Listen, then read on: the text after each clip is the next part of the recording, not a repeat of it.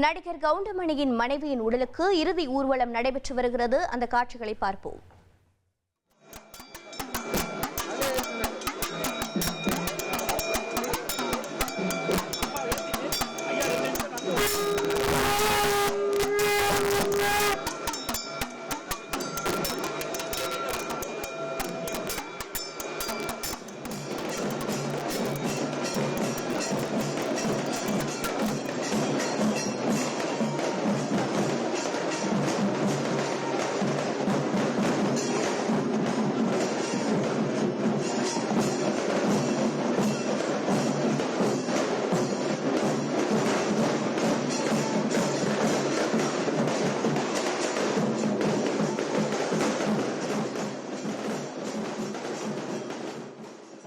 கூடுதல் தகவலை செய்தியாளர் ராஜா வழங்கிட கேட்கலாம்.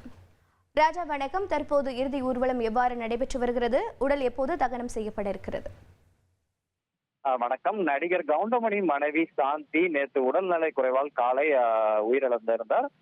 அவருக்கு ஏராளமான திரைப்படங்கள், கவுண்டமணியின் நெருங்கிய நண்பர்கள் மற்றும் ஏராளமான திரைப்படங்கள் நேற்று முதலே அவர் இல்லத்திற்கு வந்து அஞ்சலி செலுத்தி வருகிறார்கள். தேனாம்பேட்டில் உள்ள இல்லத்தில் வந்து அஞ்சலி செலுத்தி வருகிறார்கள்.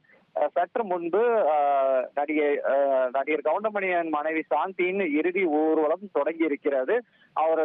அவங்க முறைப்படி சாந்தியங்கள் எல்லாம் செய்யப்பட்டு அமர் ஊர்தியில் அவர் பூத உடலானது வைக்கப்பட்டு தற்போது இந்த இறுதி ஊர்வலமானது தொடங்கப்பட்டு இருக்கிறது.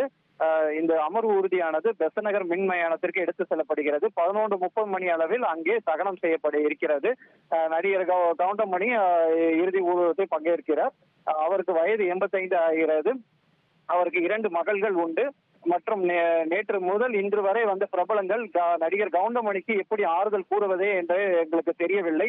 40 வருட இல்லற வாழ்க்கைக்கு பிறகு இதை எப்படி அவர் தாங்கிக் கொள்ள போகிறார் என்று பலரும் தங்கள் செய்தியாளர் சந்திப்பில் வந்து கருத்து தெரிவித்து வருகிறார்கள்.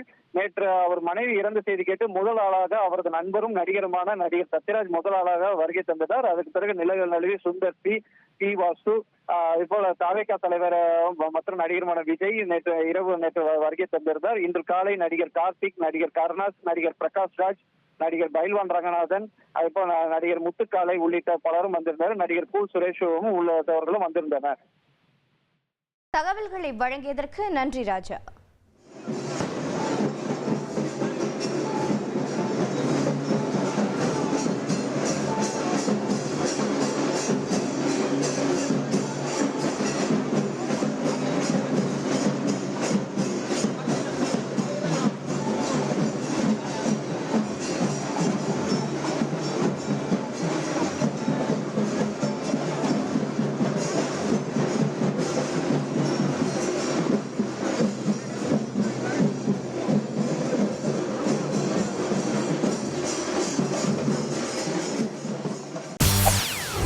செய்திகளை உடனுக்குடன் தெரிந்து கொள்ள உடனே சப்ஸ்கிரைப் பண்ணுங்க.